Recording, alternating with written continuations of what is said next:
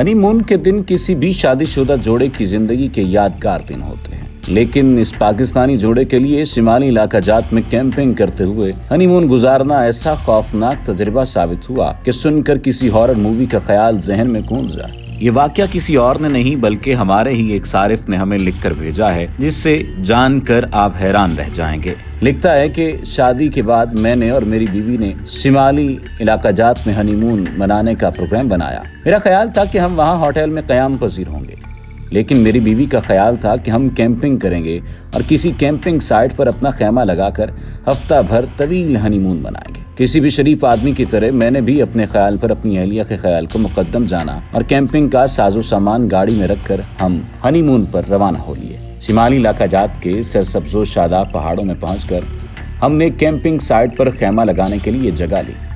یہ سیاحت کا سیزن تھا اور وہاں اور درجنوں لوگ بھی اپنے اپنے خیموں میں موجود تھے۔ ہم نے خیمہ لگایا اور اس دل فریب وادی کا نظارہ کرنے نکل کھڑے ہوئے۔ کچھ فاصلے پر ہم ایک جگہ بیٹھ گئے۔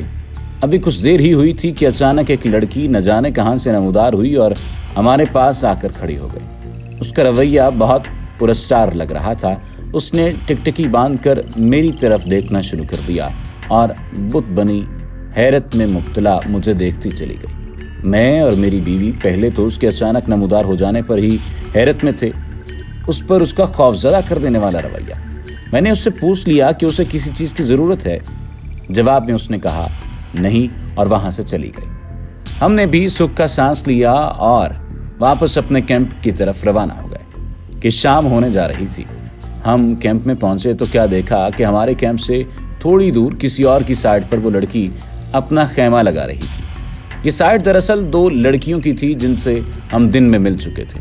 وہ دن کو یہاں کیمپنگ کرتی تھی اور رات قریب باقی شہر میں ہوٹل میں رہتی تھیں۔ چونکہ اس وقت وہ لڑکیاں وہاں موجود نہیں تھیں، لہٰذا اس پراسرار سی لڑکی کو کوئی روکنے والا نہیں تھا۔ اس نے اپنا چھوٹا سا خیمہ ان کے خیمے کے پاس ہی لگایا اور اندر گھس گئی۔ اگلی صبح میں نہانے کے لیے کیمپ سائٹ کے واش رومز کی طرف گیا۔ اس لڑکی کا خیمہ میرے راستے میں ہی تھا۔ جب میں واپس آیا تو لڑکی نے اپنے خیمے کا دروازہ کھول رکھا تھا۔ جب میں اس کے خیمے کے سامنے سے گزرنے لگا تو اس نے مجھے اندر آنے کا اشارہ کیا۔ اس کے اشارے سے ہی میں اس کی نیت بھانپ گیا۔ میں نے جا کر اس لڑکی کی حیاسوز حرکت کے بارے میں اپنی بیوی کو بتایا اور میری بیوی کو اپنے کیمپنگ والے آئیڈیا پر افسوس ہونے لگا۔ میں سوچ رہا تھا کہ میرے اس طرح نظر انداز کرنے پر وہ لڑکی ہمارا پیچھا چھوڑ دے گی، لیکن میرا خیال غلط ثابت ہوا۔ اس روز بھی ہم جس طرح گئے وہ ہمارے پیچھے پیچھے رہی۔ اب ہمیں اس کی ذہنی حالت پر شک ہونے لگا تھا۔ ہم نے اس سے جان چھڑانے کی بہت کوشش کی۔ کبھی ہم تیز چل کر اس سے آگے نکل جانے کی کوشش کرتے مگر وہ بھی تیز ہو جاتی، اور کبھی ہم رک جاتے کہ وہ آگے نکل جائے، لیکن جیسے ہی ہم رکتے وہ بھی رک جاتی اور ادھر ادھر دیکھنے لگتی۔ اس کی پراسراریت اب ہمارے لیے خوف میں بدلنا شروع ہو چکی تھی۔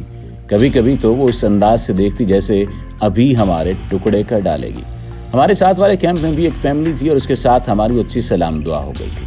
اگلے دن ہم اس فیملی کے ساتھ بیٹھے باتیں کر رہے تھے کہ وہ لڑکی کچھ فاصلے پر آ کر اسی طرح بت بن کر کھڑی ہو گئی۔ میں اس فیملی کو اس لڑکی کے بارے میں بتانا چاہتا تھا، لیکن وہ بہت قریب تھی، چنانچہ میں اس کے بارے میں کچھ نہ بول سکا۔ کافی دیر تک چپ چاپ کھڑے رہنے کے بعد وہ وہاں سے چلی گئی۔ اب مجھے موقع مل گیا اور میں نے اس فیملی کو اس کے بارے میں بتانا چاہا تو انہوں نے سرے سے اس لڑکی کو دیکھنے سے ہی انکار کر دیا۔ یہ سن کر ہمارے پیروں تلے زمین نکل گئی کہ کیا یہ لڑکی صرف ہمیں ہی نظر آ رہی تھی؟ اس فیملی کی توجہ اس کی طرف نہیں گئی تھی اور انہوں نے اسے نہیں دیکھا۔